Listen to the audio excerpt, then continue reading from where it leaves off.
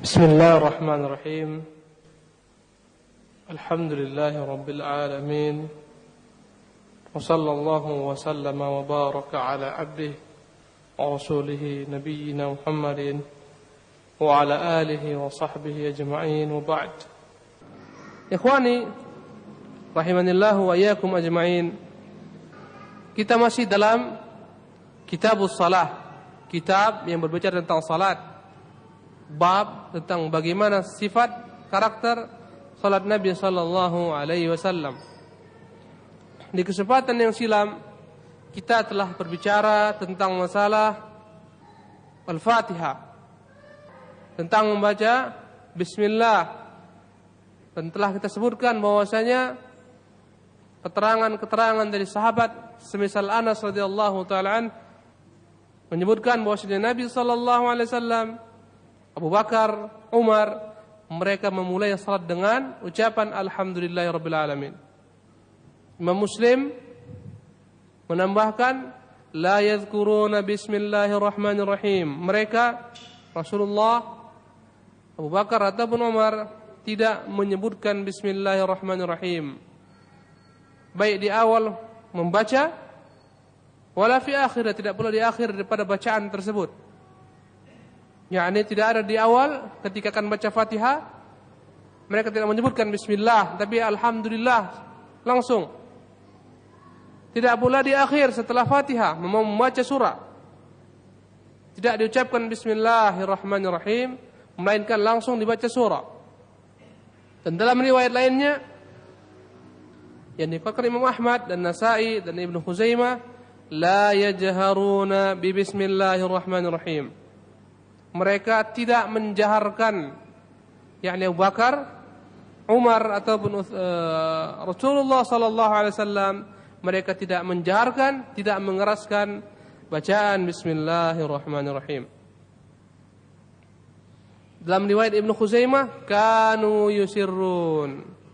Mereka merahasiakan, mensirkan, tidak memperdengarkan bacaan apa? Bacaan bismillahirrahmanirrahim. Wa ala hadza yuhmalu an-nafyu fi riwayat Muslim. Jadi maksud dalam riwayat Muslim la yadhkuruna, mereka tidak menyebutkan, maknanya adalah kanu yusirrun. Mereka bukan tidak membacanya, tapi mensirkan bacaannya. Tidak makna la yadhkuruna bismillahirrahmanirrahim dalam riwayat Muslim tadi, mereka tidak membaca menyebutkan bismillahirrahmanirrahim, bukanlah maknanya tidak mereka baca, melainkan dengan yusirrun, mereka sirkan saja, dibaca dengan pelan. Rasulullah salat, Abu Bakar salat, Umar ketika mereka membaca Al-Fatihah, mereka mensirkan bacaan bismillah, merahasiakan bacaan bismillah, dan itu dibaca. Dan telah kita jelaskan bahwasanya terdapat perselisihan antara ulama mengenai masalah hukum membaca bismillahirrahmanirrahim. Apakah dia bagian daripada Al-Fatihah atau bukan bagian daripada Al-Fatihah? Telah kita sebutkan. Yang jelas bismillahirrahmanirrahim adalah merupakan ayat daripada surat An-Naml. Itu jelas sekali. Dalam surat An-Naml ketika Sulaiman alaihissalam mengirim surat kepada Ratu Balqis, dia ucapkan padanya bismillahirrahmanirrahim innahu min Sulaiman.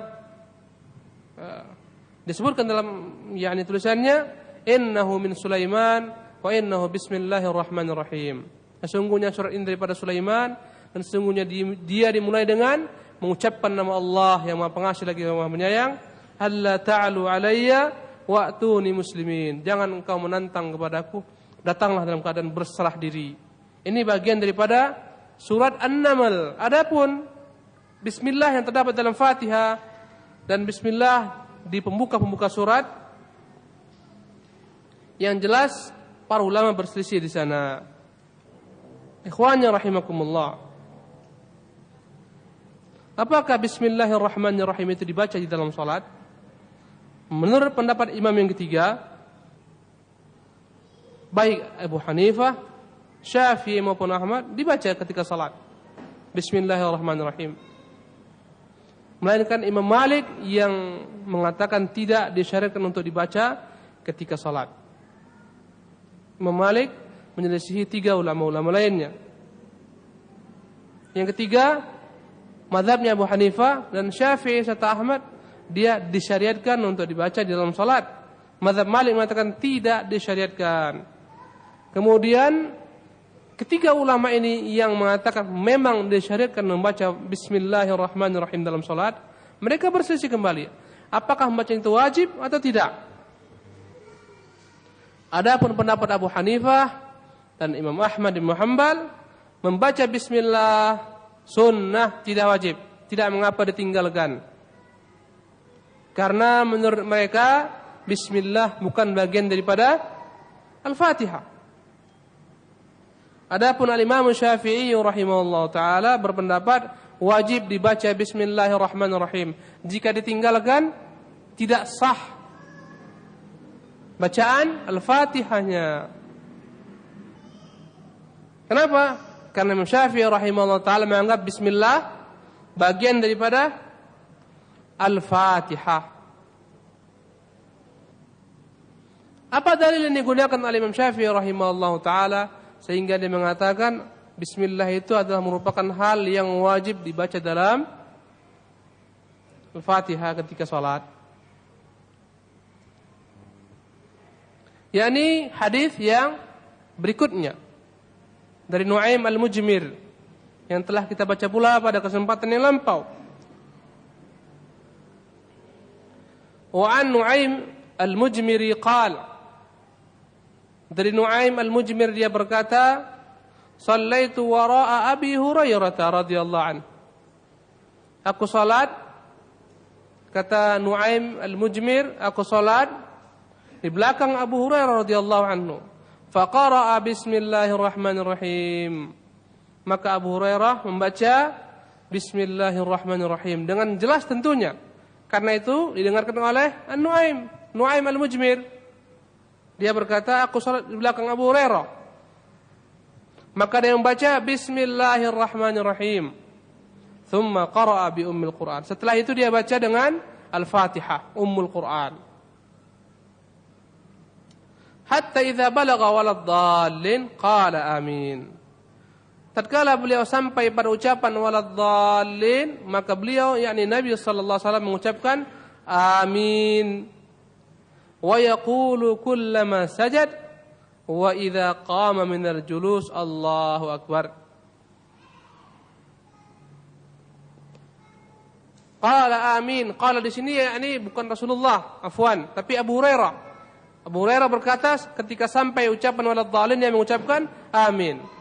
Wa yaqulu kullama sajad, dan Abu Hurairah berkata setiap kali sujud, wa idza qama minal julus, ketika bangun daripada duduknya, Allahu akbar. Setiap kali dia sujud dan bangun daripada yakni duduk mengucapkan Allahu akbar. Thumma yaqulu idza sallam, kemudian dia berkata ketika selesai mengucapkan salam, walladzi nafsi biyadihi inni la ushbihukum salatan bi Rasulillah sallallahu alaihi wasallam. Rawahu An-Nasa'i wa Ibnu Khuzaimah. Kemudian selepas salam dia ucapkan inni la ashbahukum, sesungguhnya aku adalah orang yang paling mirip salatnya dengan Rasulullah sallallahu alaihi wasallam. Rawahu An-Nasa'i wa Ibnu Khuzaimah. Hadis ini dikeluarkan oleh Imam Nasa'i dan Ibnu Khuzaimah. Dan hadis ini hasan dan sebagian ulama mendhaifkannya. Baik, ini dalilnya Imam Syafi'i rahimahullah taala, dan orang-orang yang mengatakan wajibnya membaca apa?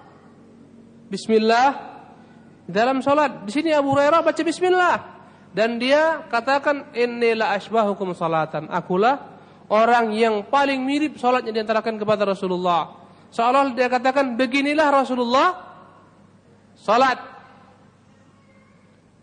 Kemudian antum lihat hadis berikutnya dari Abu Hurairah juga.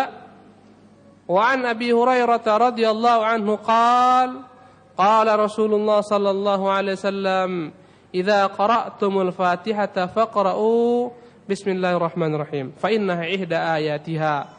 Qarahu ad-Daruqutni wa sawwaba waqfah.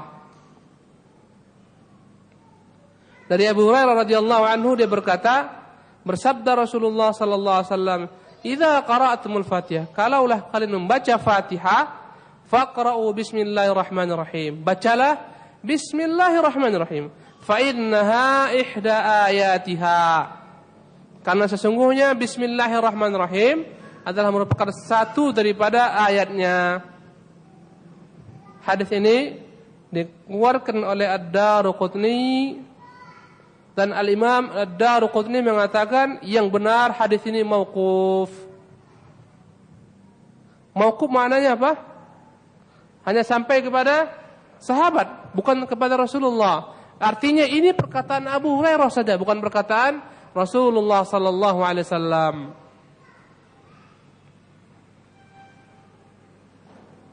Ini merupakan dalil siapa tadi? Mazhab Syafi'i yang mengatakan bismillah wajib dibaca ketika membaca Al-Fatihah.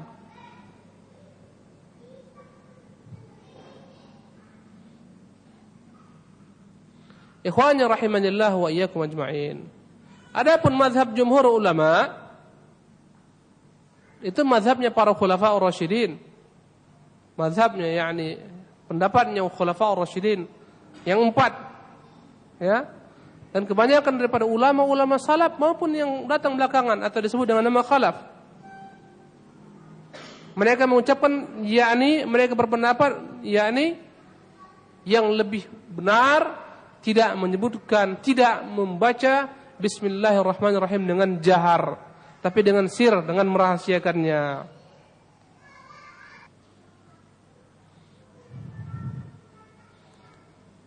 Bahkan berkata Syekhul Islam Ibn Taimiyah, al-mudawamatu 'ala al-jahri biha bid'ah mukhalafatun li sunnati Rasulillah sallallahu alaihi wasallam. Continue terus menerus mengucapkannya dengan jahar keras merupakan bid'ah yang menyelisihi sunnah Rasulullah sallallahu alaihi wasallam. Wal ahaditsul musarraha fil jahri kulluha mawdu'ah. Setiap hadis yang menjelaskan tentang bacaan bismillah dengan keras seluruhnya hadis yang palsu. Sehingga berkata Ibnu Al-Qayyim, muridnya Ibnu Taimiyah rahimahullah ta'ala, anna al-jahra biha tafarrada bihi Nu'aim al-Mujmir min bain ashabi Abu Hurairah radhiyallahu ta'ala anhu wa hum 8 ma baina sahibin wa tabi'. Ucapan membaca bismillah dengan jahar ini hanya diriwayatkan dengan sendiri oleh Nu'aim al-Mujmir, salah seorang daripada murid yakni Abu Hurairah. Dari 8 murid beliau, satu orang ini yang meriwayatkan hadis dari Abu Hurairah, bahwasanya Abu Hurairah mengatakan inni la asbahukum salatan bi Rasulillah. Ketika dia baca bismillah dengan jahar, dia katakan inilah salat yang paling mirip dengan salat Rasulullah sallallahu alaihi wasallam. Yang lainnya, yang 8 lainnya, yang 7 lainnya, baik daripada perawi tabi'in ataupun sahabat, tidak menyebutkan hal seperti ini. Tidak menyebutkan bacaan bismillahirrahmanirrahim.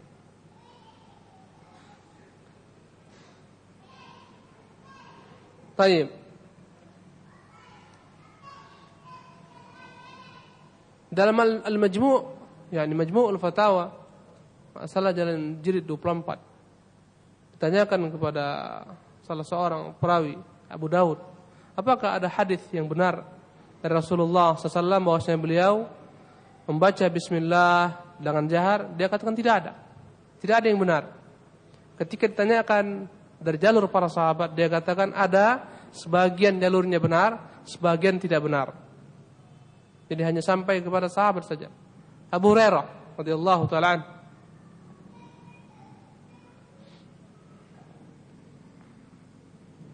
Oleh karena itu, pendapat yang paling benar, wallahu ta'ala alam, tidak membacakan bismillah dengan jahar, tapi dibaca dengan sir. Walaupun demikian, ini masalah adalah merupakan masalah khilafiyah, permasalahan khilafiyah di antara para ulama yang dalamnya terdapat keluasan, ya, yang tidak mengingkari sebagian dengan sebagian lainnya.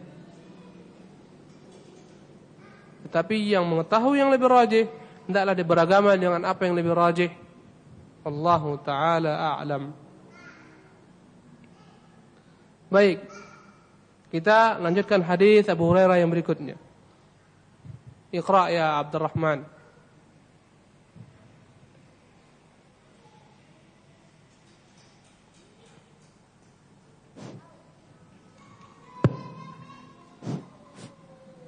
Bismillah.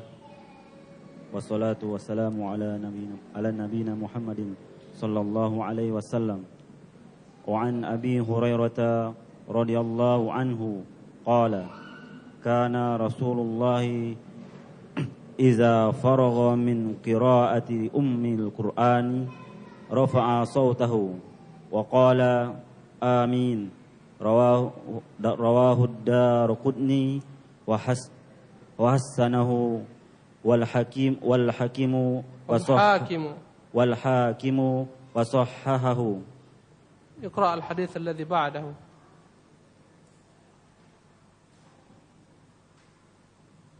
Wali Abi Dawud wa Tirmidzi min hadithi Wa'il ibn Hujri nahwahu. Tarjim. Bismillah. Dan dari Abi Hurairah radhiyallahu anhu, semoga Allah meridhoinya, telah berkata, adalah Rasulullah idza faragha, ma'nahu intaha, selesai. Apabila telah selesai dari membaca Al-Fatihah, dia mengucapkan rafa'a, mengangkat suaranya. Mengangkat. Dia mengangkat suaranya dan berkata amin. Rawahul Darqutni wa hasanahu, dia menghasankan dan dia menghasankannya, dan Hakim mensahihkannya.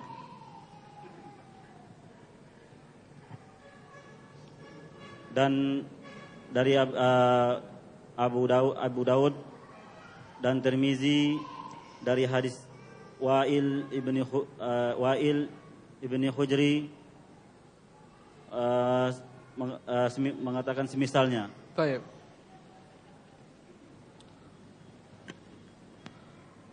Wa an Abi Hurairah radhiyallahu anhu qala kana Rasulullah sallallahu alaihi wasallam idza faragha min qira'ati ummil Qur'an rafa'a sawtahu wa qala amin. Rawahu ad-Darqutni wa hasanahu wal Hakim wa sahhaha.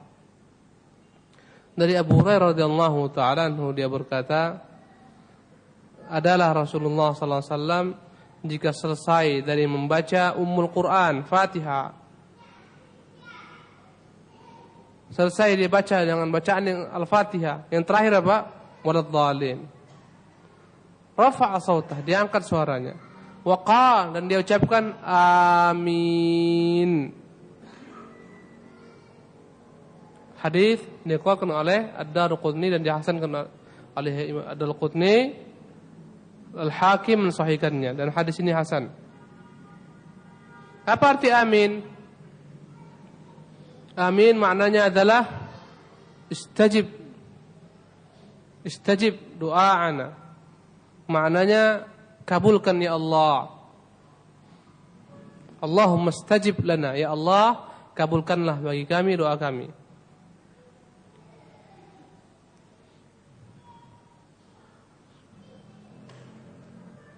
Dan dalam amin terdapat dua bahasa. Yang pertama dengan memanjangkan yakni amin, wazannya fa'il. Amin. Yang kedua, wazannya yamin atau amin.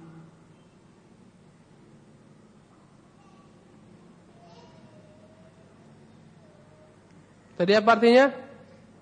Istajib. Kabulkan ya Allah. Kabulkan doa kami, itu makna amin. Wali Abi Dawud wa Tirmidzi min hadits Wa'il bin Hujr nahwa.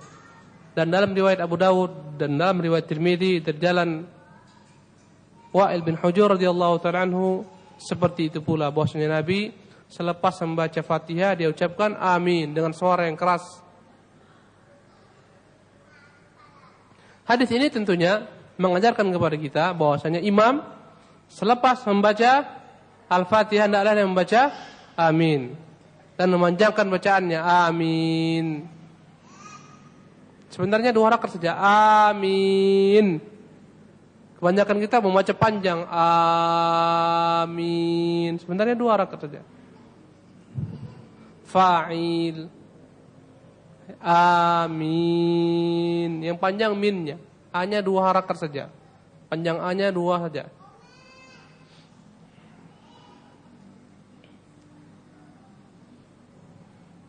Dia baca dengan keras sehingga terdengar di belakang.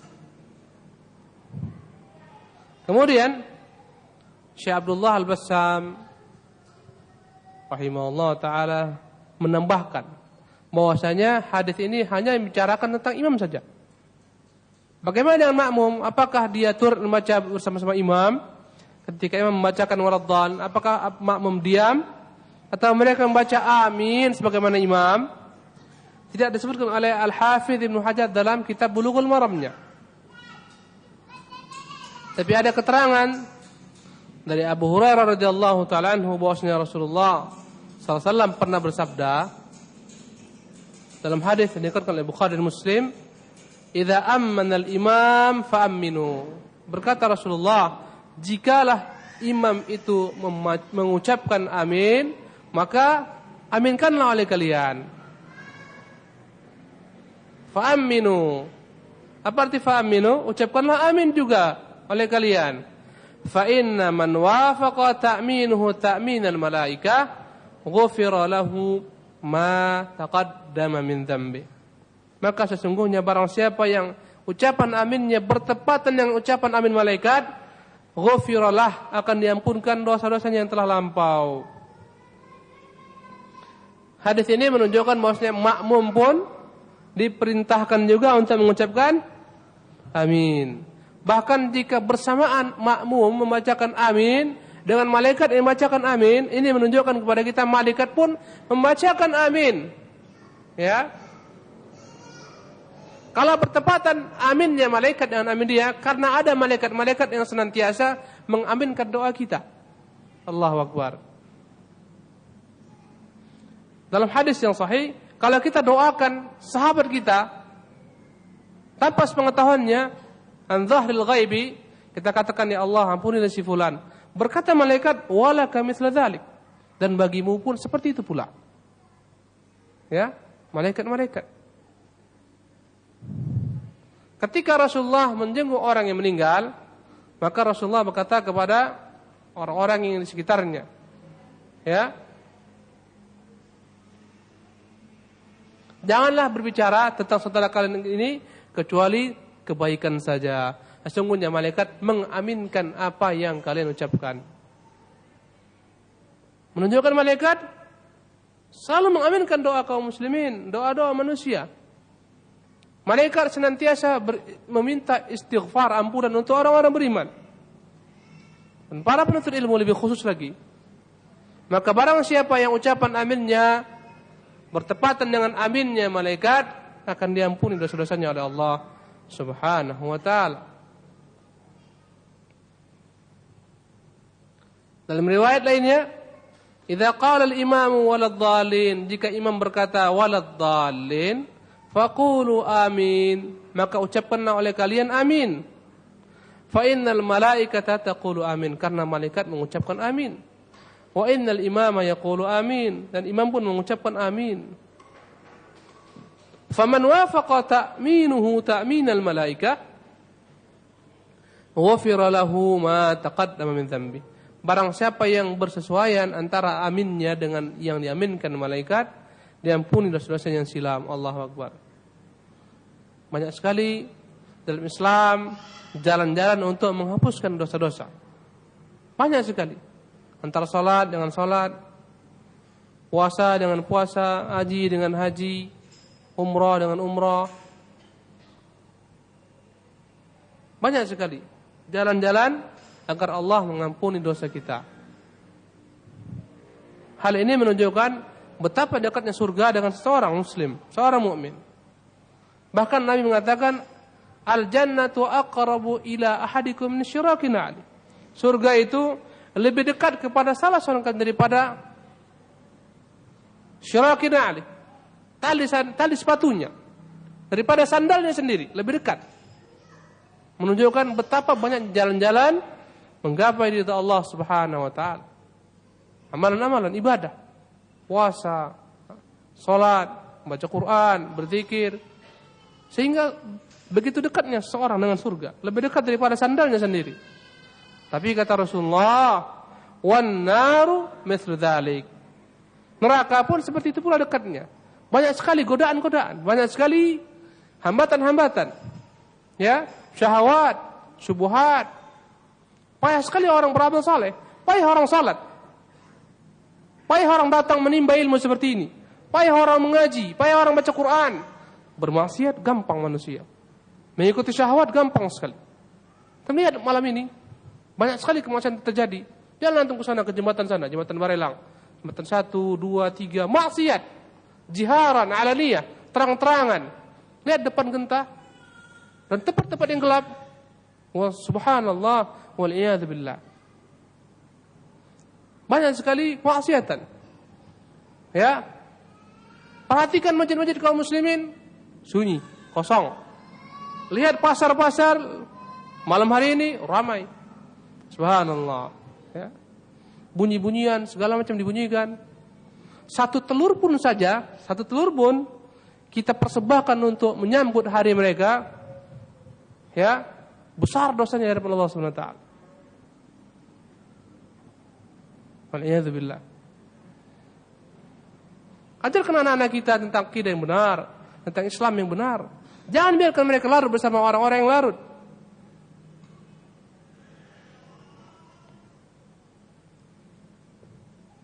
Baik.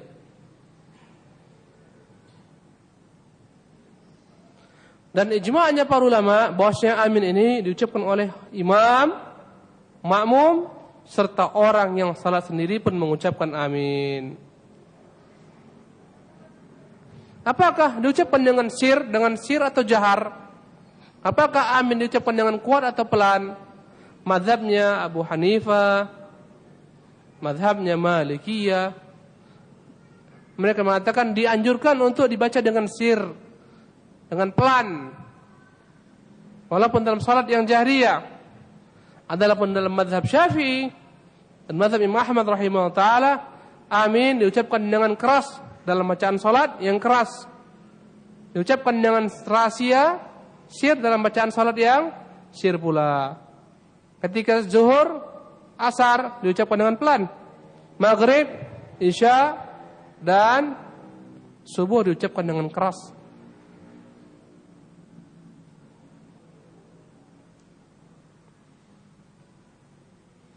Wallahu ta'ala a'lam.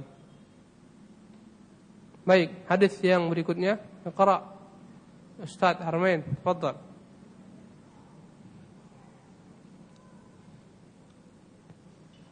Bismillah. وعن عبد الله بن أبي أوفى رضي الله عنه قال جاء رجل إلى النبي صلى الله عليه وسلم فقال إني لا أستطيع أن آخذ من القرآن شيئا فعلمني ما يجزئني منه فقال قل سبحان الله والحمد لله ولا إله إلا الله والله أكبر ولا حول ولا قوة إلا بالله العلي العظيم. الحديث رواه أحمد وأبو داود والنسائي وصححه ابن حبان والدارقطني والحاكم. طيب. Subhanallah ikhwan rahimakumullah. Begitulah ahlul hadis. Yang paling cinta kepada Rasulullah ahlul hadis. Kita ahlul hadis insyaallah. Bukti cinta kita kepada Rasulullah, senantiasa kita mengucapkan salawat kepada beliau, senantiasa kita baca qala Rasulullah, qala Rasulullah, qala Rasulullah. Ya. Ahlul hadis yang paling banyak bersalawat kepada Rasulullah sallallahu alaihi wasallam. Salawat yang sunnah lagi. Yang paling banyak mengucapkan doa kepada para sahabat radhiyallahu taala anhum. Yang paling banyak mendoakan rahmat kepada para ulama. Ya, dalam kajian-kajian mereka, ucapan-ucapan mereka. Ahlul hadis yang paling banyak. Bahkan mereka hidup beserta Rasulullah SAW. Mereka hidup beserta dengus nafas Rasulullah SAW. Walaupun Rasulullah telah meninggal, tapi sunnahnya hidup dalam hati mereka. Ketika orang bicara sibuk dengan berbagai macam bentuk ucapan-ucapan, ya, perkataan-perkataan, bualan-bualan kedustaan, mensucikan diri, memuji dirinya. Tapi kita katakan qala Allah, qala Rasulullah, qala Rasulullah. Ketika orang mengatakan saya yang terbaik dan seterusnya, saya yang paling amanah, saya yang paling jujur, kita mengatakan kepada manusia qala Allah, qala Rasulullah. Alangkah indahnya Islam, ikhwan rahimakumullah. Jika kita mempelajarinya, akan membentuk akhlak kepribadian kita, tidak akan goyah, tidak akan ikut tenggelam beserta orang-orang yang tenggelam. Subhanallah. Karena itu hendaklah kita senantiasa mendatangi kajian-kajian ilmiah, kajian-kajian dibacakan kepadanya qala Allah, qala Rasulullah. Wa an Abdullah bin Abi Aufa radhiyallahu anhu, dari Abdullah bin Abi Aufa radhiyallahu taala anhu, semoga Allah meridhoinya. Qala, dia berkata, Jaa rajulun ila Nabi sallallahu alaihi wasallam. Faqal, datang seseorang laki-laki kepada Nabi sallallahu alaihi wasallam, maka dia bertanya, Inni la astati'u an akhudha min al-Qur'ani syai'a. Sesungguhnya aku tidak mampu menghafalkan Quran apapun juga, sedikit juga pun. Fa'allimni ma yujzi'uni min. Ajarkan aku apa yang dapat menggantikan bacaan Al-Quran yang tidak sama sekali kuhafalkan. Ajarkan aku suatu bacaan yang dapat menggantikan ayat Al-Quran yang tidak dapat kuhafalkan. Dalam salatku maksudnya. Dalam salat. Dia katakan, aku gak mampu baca Quran. Aku gak hafal Al-Quran. Tidak hafal. Sampai Fatihah pun dia gak hafal. Ajarkan aku sesuatu ucapan yang aku dapat mengucapkannya dengan mudah. Dan itu dapat menggantikan diriku untuk tidak menghafalkan Al-Quran atau menghafalkan Fatihah dalam salatku. Faqal, qul, maka Rasulullah menjawab, katakan, Subhanallah, walhamdulillah, wala ilaha illallah, wallahu akbar, wala hawla wala quwata illa billahil aliyil azim. Katakan, Subhanallah, Maha suci Allah dari segala macam bentuk kekurangan, kesyirikan. Walhamdulillah, segala puji bagi Allah. Wala ilaha illallah, tidak ada ilah yang hak kecuali Allah. Wallahu akbar, dan Allah Maha besar. Wala haula wala quwata illa billah, tidak ada daya upaya kekuatan kecuali billahil aliyil azim, dengan Allah yang Maha tinggi lagi Maha agung. Kita enggak punya daya upaya, kita enggak memiliki apapun juga kecuali dengan bantuan Allah Subhanahu wa taala. Kalau tidak Allah mudahkan kita mendatangi majelis ini, enggak akan mungkin kita dapat mendatanginya. Kalau enggak Allah mudahkan kita untuk berdiri tegak salat berjamaah, tidak akan mungkin kita dapat mendatanginya. Semuanya karena bantuan taufik dan inayah Allah Subhanahu wa taala semata. Apa yang kita dapat ambil pelajaran daripada hadis ini dalam kaitan yang kita pelajari tentang masalah salat? Kita telah terangkan bahwasanya Al-Fatihah itu adalah merupakan rukun salat. Tidak sah salat tanpa membaca Fatihah. Dalam hadis orang yang salatnya jelek, Rasulullah ajarkan bahwasanya wajib bagi dia untuk membaca Fatihah. Tapi kaidah ini, perkara yang wajib ini akan menjadi gugur ketika orang tidak mampu menghafalkannya. Karena dalam Islam segala macam bentuk kewajiban yang tidak mampu kita kerjakan, dia tidak dikerjakan. Boleh jadi dia gugur, boleh jadi diganti dengan yang lainnya. Ya, seorang yang tidak mampu melaksanakan sholat dengan berdiri, maka gugur kewajiban berdiri, digantikan dengan duduk. Tidak mampu dia sholat dengan duduk, gugur kewajiban dengan duduk, digantikan dengan berbaring. Seseorang yang tidak mampu melaksanakan puasa karena sakit, gugur bagi dia puasa ketika dia sakit, diganti ketika dia sehat. Ya, ini menunjukkan betapa mudahnya Islam. Orang yang mau sholat, dia nggak bisa baca Fatihah, baru masuk Islam, nggak hafal Fatihah, ya, maka ucapkan yang paling mudah baginya.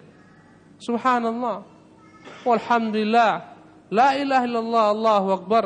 La haula wala quwata illa billah. Ajarkan baginya. Menunjukkan mudahnya Islam. Menunjukkan orang yang tidak mampu menghafalkan Fatihah, bacaan ini dapat menggantikan Fatihah baginya.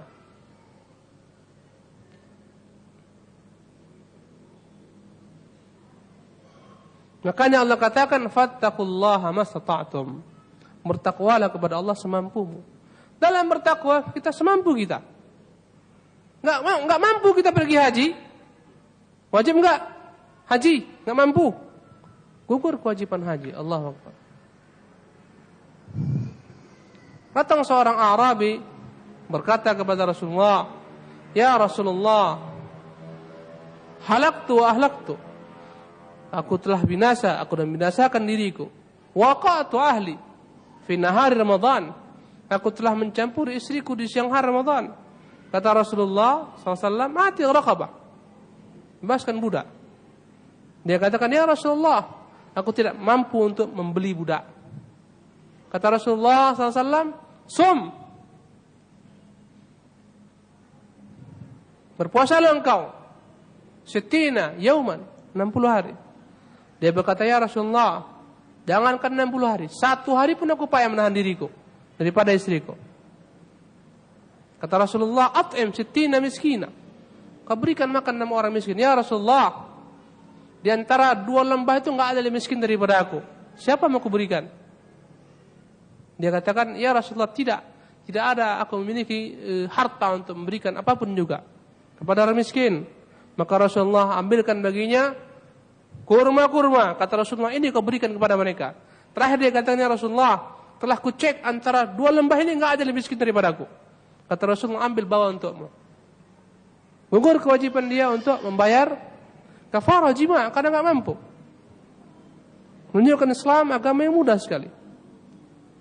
Makanya dalam melaksanakan semua perbuatan taat, syaratnya adalah al-istita'ah, kemampuan. Ya. Kalau enggak mampu, bertakwalah semampu kita pada Allah Subhanahu wa taala.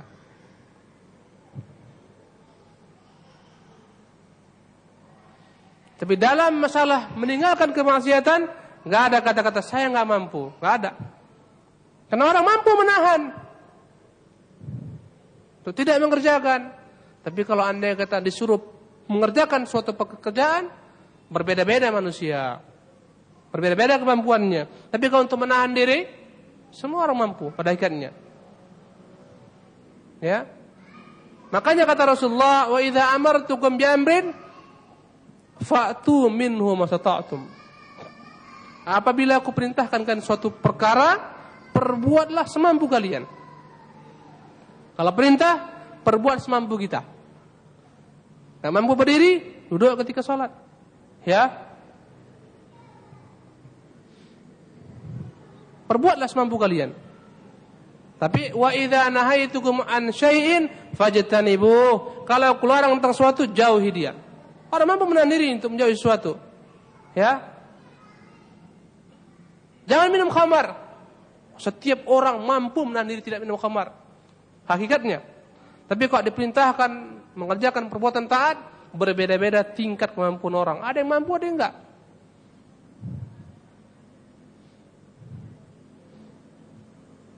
Ada yang mampu salat di awal waktu. Ada yang mampu salat berjamaah. Ada yang mampu salat dengan saf pertama dan seterusnya. Berbeda-beda tingkatannya. Ada yang mampu berdiri, ada yang mampu duduk dan seterusnya.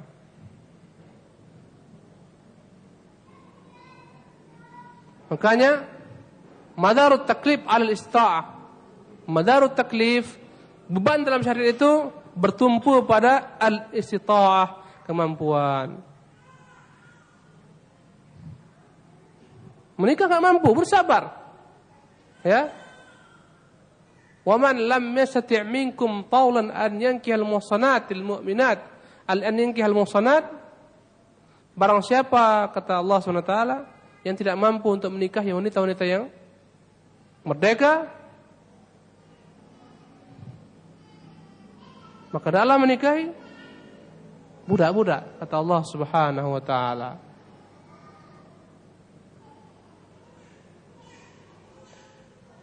Enggak mampu menikahi perempuan yang merdeka, nikahi budak.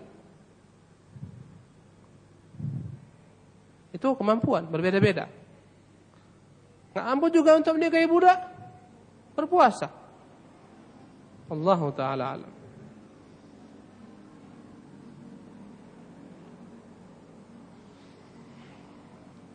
Jadi hadis ini jika dikaitkan dengan salat, bahwasanya orang yang tidak mampu membaca Fatihah hendaklah dia berzikir kepada Allah Subhanahu wa taala.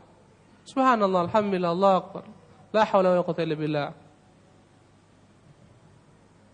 Bagaimana ini pun enggak mampu dia. Upayakan untuk baca subhanallah. Ya enggak pas-pas sekali, enggak apa-apalah. Upayakan untuk membaca alhamdulillah. Walaupun enggak tepat-tepat kali, semampunya, ya.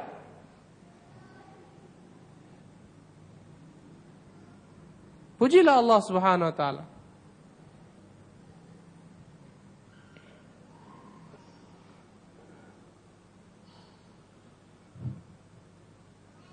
Ikhwanya rahimakumullah, ucapan yang terkandung dalam ucapan subhanallah walhamdulillah la ilallah Allahu akbar la haula wala quwwata illa billah, ya, dalam yang terkandung ucapan-ucapan yang tinggi sekali maknanya tentang Allah Subhanahu wa taala. Di antaranya tanzihullah taala 'anil naqaisul uyub. Ucapan subhanallah mensucikan Allah daripada segala macam bentuk celaan, aib, kekurangan. Wa itsbatu naqidha minal mahamid wal kamal mutlaq.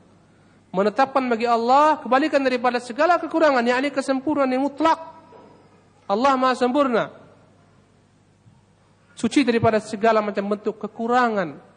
Allah zat yang Maha sempurna dari segala sesuatu. Itu subhanallah walhamdulillah, ya. Walhamdulillah, pujian menunjukkan Allah adalah zat yang Maha sempurna, baginya segala macam puji. Semua kesempurnaan ada pada Allah, dan makhluk tidak ada yang sempurna. Semua kelebihan makhluk adalah merupakan milik Allah Subhanahu wa taala. Allah yang berikan kepadanya, Allah yang hibahkan. Makanya pujian itu semuanya adalah milik Allah. Kalau seorang makhluk dipuji, maka hendaklah dia kembalikan kepada Allah. Katakan apa? Alhamdulillah. Masya Allah, antum cepat sekali membacanya, cepat sekali memahaminya, cepat sekali menghafalkannya. Katakan alhamdulillah. Segala puji itu layaknya bagi Allah SWT, ya. Sehingga membuat seorang hamba senantiasa merendahkan dirinya kepada Allah Subhanahu wa taala. Apapun yang dia miliki bukan punya dia, semuanya milik Allah Subhanahu wa taala. Hartanya, ilmunya, kecakapannya, kepandaiannya milik Allah. Ya, maka segala kesempurnaan milik Allah. Segala kekurangan milik manusia. Wa nafyu syariki lahu fi dzatihi wa sifatihi wa af'alihi wa uluhiyyatihi wa rububiyyatihi. Ucapan wala ilaha illallah menafikan segala macam bentuk sekutu bagi Allah, baik dari sifat-sifatnya, dalam sifat-sifatnya. Enggak ada sekutu yang memiliki sifat-sifat sama dengan Allah Subhanahu wa taala hakikatnya. Tidak pula dalam perbuatan-perbuatannya, dalam ketuhanannya, uluhiyahnya, rububiyahnya. Wa itsbatul kibriya ilah. Allahu Akbar. Kita katakan Allahu Akbar, Allah yang Maha Besar, menetapkan al-kibriya, kebesaran Allah Subhanahu wa taala. Enggak ada yang besar kecuali Allah. Kita semuanya hina, kecil. Enggak ada apa-apanya dibandingkan Allah, dibandingkan kebesaran Allah Subhanahu wa taala.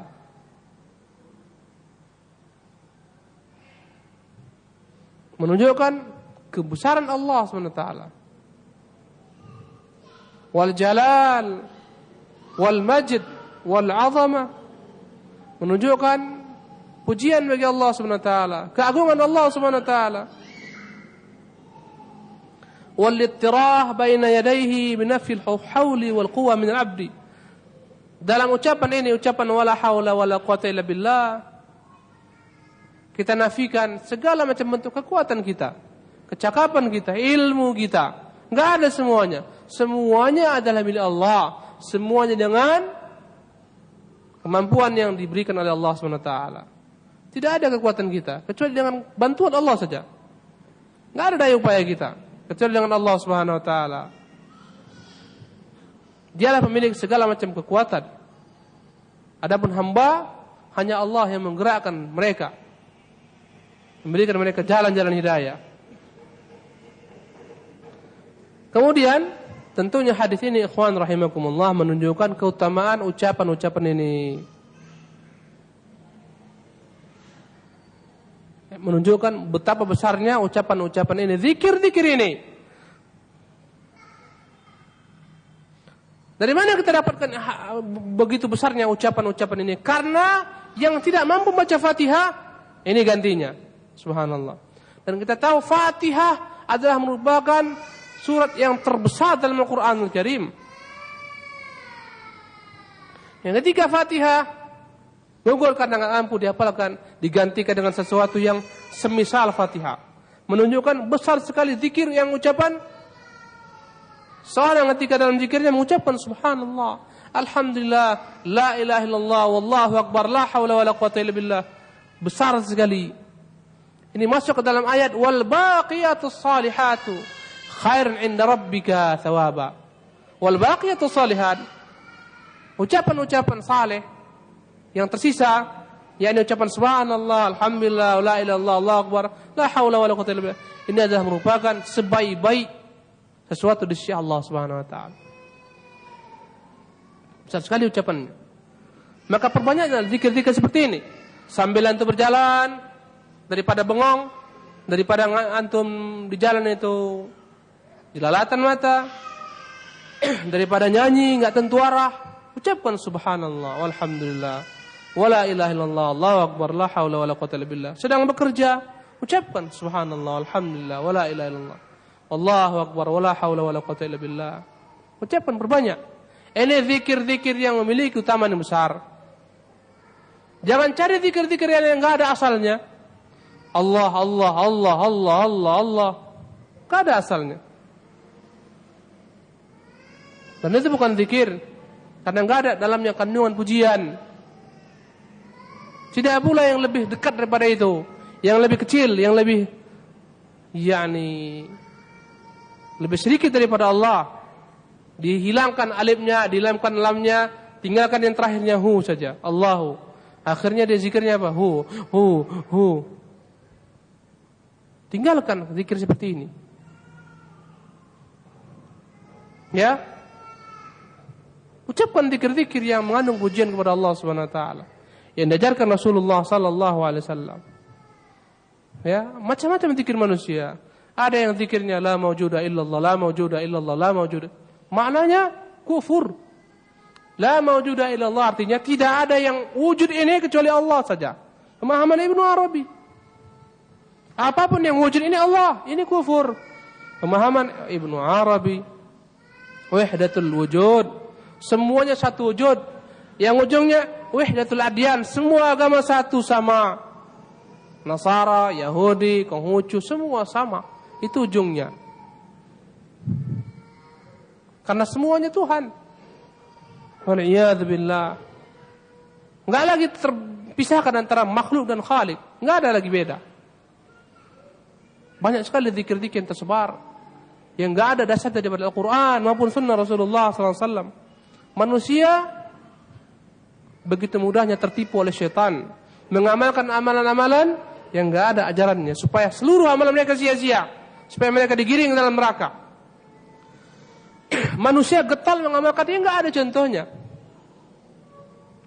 Ya, yang contohnya ada orang payah mengamalkannya. Subhanallah. Berkumpul mereka, zikirnya enggak, jarang-jarang mereka itu mengamalkan zikir yang Rasulullah ajarkan, enggak. Yang mereka karang-karang sendiri. Dan seterusnya. Salawat yang mereka karang sendiri. Ucapan-ucapan yang mereka karang sendiri. Wallahu ta'ala a'lam. Ini menunjukkan ikhwan betapa besarnya dan pentingnya ilmu bagi kita. Dengan ilmu tersebutlah kita akan dapat beramal dengan benar. Sebagaimana diinginkan oleh Allah Subhanahu wa ta'ala. Karena beramal bukan sebagaimana yang kita inginkan, bukan sebagaimana yang kita mau, tapi sebagaimana yang Allah mau, sebagaimana Allah kehendaki, sebagaimana yang Allah ajarkan kepada Rasulnya yang mulia sallallahu alaihi wasallam. Kalau Allah beramal sebagaimana yang kita kehendaki, enggak perlu diturunkan Rasulullah sallallahu alaihi wasallam. Setiap orang beramal. Dan keutamaan lainnya yang kita dapat ambil daripada hadis ini menunjukkan betapa mudahnya Islam. Kalau antum amalkan Islam yang benar, seluruhnya mudah, enggak ada payahnya. Mau nikah antum gampang. Ya. Mengamalkan agama, mau beribadah gampang, semuanya gampang. Kalau andai kata antum tidak ikut Islam, semua sulit. Apapun juga akan sulit. Meninggal nanti sulit, banyak sekali yang harus antum perbuat. Ya, ini itu titik bengeknya. Mau menikah sulit. Beradaptasi dengan masyarakat sulit. Semua sulit, payah. Kalau antum amalkan Islam, semuanya mudah. Enggak ada kesulitan. Tapi kebanyakan orang senang yang sulit. Ya. Mempersulit diri. Islam agama yang sangat mudah sekali.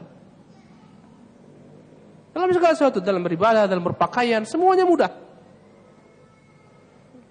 Dalam muamalah, semuanya mudah. Enggak ada payah dalam Islam. Enggak ada yang payah. Semuanya mudah. Yang payah adalah orangnya sendiri yang mempersulit diri. Berkata Rasulullah, ad-dinu yusrun, ad-dinu yusrun. Agama itu mudah. Agama Islam ini mudah. Ya, enggak ada kesulitan. Falan yashadda ad-dina ahadun illa ghalabah. Tidaklah seorang ingin berupaya mengalahkan agama ini dengan berbuat perbuatan yang berlebihan kecuali dia akan dikalahkan oleh agama. Ketika ada orang mengatakan jangan terlampau fanatik lah. Kalau kamu terlampau fanatik payah kamu hidup. Ya? Kamu akan jadi orang gila kalau beragama dengan benar-benar kali. Enggak.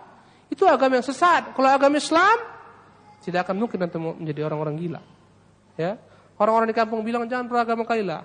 Kalau terlampau dalam belajar agama nanti gila kita.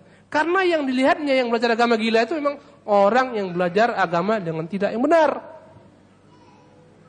Ya, ikut suluk, ikut tarikat.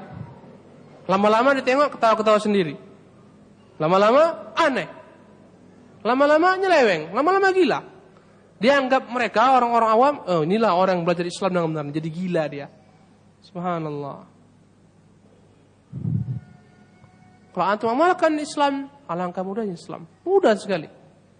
Dalam muamalatnya, dalam ibadatnya, dalam tauhidnya, enggak payah. Tuhan kita satu aja, enggak payah cari yang lain. Enggak 3, 4, 5, 6, 7, enggak. Ya. Seorang hamba kalau andai kata punya 2 Tuhan, pening kepalanya. Ya enggak? Budak, tuannya 2 pening kepalanya. Yang A bilang, bersihkan ini lantai. Yang B bilang, kamu bersihkan toilet. Mana yang dikerjakan? Masing-masing menuntut, pening kepalanya. Ya. Dalam Islam, antum cari ridho yang satu saja, Allah. Enggak apa yang lain. Mudah sekali. Tauhidnya mudah dicerna, enggak berbelit-belit.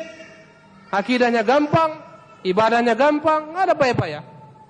Subhanallah, ibadahnya indah. Agama kita ini indah sekali. Antum perhatikan bagaimana ibadah kita. Bagaimana salat kita. Kalau andai kata ada penyimpangan, itu tidak indah. Kalau antum melihat ada orang seperti tripping dia berzikir, itu sesat. Sampai bergoyang, berjalan, dan seterusnya. Bukan itu Islam. Ya, goyang-goyang kepalanya kiri kanan dan seterusnya. Bukan itu Islam. Kalau andai kata dia tahu Islam, subhanallah. Tidak ada seperti itu.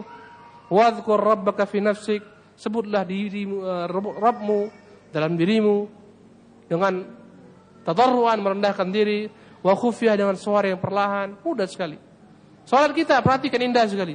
Rukuknya, sujudnya, subhanallah. Ya, ketika kita Allahu Akbar, berserah diri sebagaimana seorang berserah di hadapan musuhnya, menyerah dia. Allahu Akbar. Tangannya diletakkan di atas, menunjukkan dia pasrah kepada Allah Subhanahu wa taala, bukan sombong seperti ini ataupun berkata seperti ini. Subhanallah. Kepala enggak ke atas, ke bawah. Sebagaimana seorang sedang tunduk sujud. Sebagaimana seorang sedang di hadapan seorang pemimpin. Begitulah ketika sujud yang paling rendah. Subhanallah. Itu adalah gerakan yang paling terindah dalam salat ketika sujud. Subhanallah. Adapun agama-agama lain, subhanallah, tinggalkan mereka. Dzarul ladzina ittakhadhu dinahum la'iban wa lahwa. Biarkan mereka yang menjadikan agama mereka sebagai agama bersendau gurau, bermain-main. Wa gharrathumul hayatud dunya. Mereka tertipu dengan kehidupan di dunia. Biarkan mereka. Enggak ada syariat. Ya. Sama sekali enggak ada. Enggak ada ibadat seperti kita, enggak ada mandi wajib, enggak ada mandi jinabat, enggak ada sujud, enggak ada kewajiban pakai hijab. Buat saja semua. Nyanyi selesai. Subhanallah. Maka banyak-banyaklah kita muji Allah Subhanahu wa taala yang memberikan kepada kita hidayah Islam.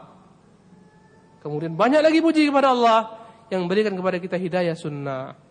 Aqulu qauli hadza wa astaghfirullah li wa lakum wa atubu ilaihi. Wa sallallahu wa sallam ala nabiyyina Muhammad wa akhiru da'wana alhamdulillahi rabbil alamin. Ada yang bertanya? Di dalam fatwanya Syekh Albani di situ disebutkan bahwasanya imam terlebih dahulu membaca amin baru diikuti oleh makmum. Tapi dalam keseharian sekarang kita dengar makmum yang lebih duluan mengucapkan amin. Jadi mana yang sunnahnya sebetulnya? Gak mungkin makmum dulu membacakan amin. Karena imam itu diperintahkan untuk dijadikan sebagai panutan. Innama ju'ilal imamu liutamma bih. Sungguhnya imam itu dijadikan untuk diikuti. Imam dulu baca amin, baru seketika makmum baca amin. Berdekatan dia. Maka ya, dalam hadis tadi telah kita sebutkan, ya, dalam perkataan Rasulullah sallallahu alaihi wasallam yang tadi kita bacakan. Idza ammana al-imam fa aminu. Jika imam baca amin maka bacalah amin. Idza qala imamu waladhdallin faqulu amin. Jika imam mengatakan waladhdallin maka bacalah amin. Maka setelah imam membaca waladhdallin, imam membaca amin, maka makmum pun membaca amin. Dan jaraknya enggak begitu jauh. Ya. Bukan setelah amin imam baca amin selesai baru antum amin, tidak. Berdekatan jaraknya. Langsung antara yakni imam memulai amin, makmum pun membacakan amin. Bukan amin dulu baru, bukan aminnya imam dulu baru makmum. Kalau andai kata dia yakni berlebih sedikit atau terlambat sedikit, enggak ada masalah insyaallah taala. Wallahu taala alam. Ada yang lain? Fadhal. Assalamualaikum ya Ustaz. Salam. ما سبب نزول سورة الفاتحة؟ طيب أعيد سؤالك. سبب نزول. ما سمعته. ما سبب نزول سورة الفاتحة؟ Surat Al-Fatihah. نعم. طيب apa sebabnya turun surat Al-Fatihah? Wallahu taala alam. Saya enggak tahu sebab turun Al-Fatihah. Apakah ada sebabnya atau tidak, saya enggak tahu. Yang jelas tidak semua Al-Qur'an turun ada sebab kenapa dia turun. Ya. Tidak semua ayat dalam Al-Qur'an yang turun kepada Rasulullah ada sebabnya turun, walaupun sebagian ada sebabnya. Ya. Contohnya ayat tentang tayamum. Itu ada sebabnya. Ketika mereka pulang dari suatu perangan, mereka Aisyah ketika Aisyah radhiyallahu taala anha kehilangan kalungnya, kemudian dia cari kemana-mana, akhirnya ketika itu orang semua berhenti gara-gara Aisyah. Ketika itu telah datang salat, air enggak ada. Ketika itu marah-marah Abu Bakar kepada Aisyah, gara-gara engkau semua terhenti. Padahal disitulah hikmah turun ayat ke situ tentang masalah tayamum. Falam tajidu ma'an fatayammamu. Kalau enggak dapat air maka bertayamumlah. Jadi ada ayat yang sebab turunnya ada. Namanya asbabun nuzul. Ada pula yang tidak ada memiliki sebab turun. Allah turunkan tanpa ada sebab terlebih dahulu. Wallahu ta'ala alam. Saya belum mengetahui kenapa sebab Al-Fatihah diturunkan.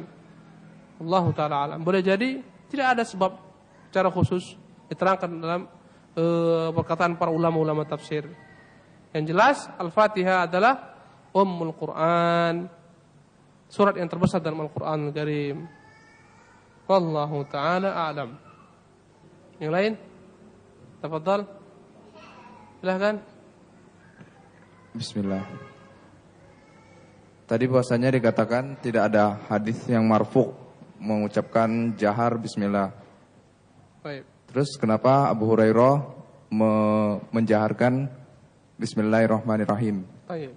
Kenapa Abu Hurairah radhiyallahu taala menjaharkan bismillahirrahmanirrahim? Ini bagian daripada ijtihad beliau.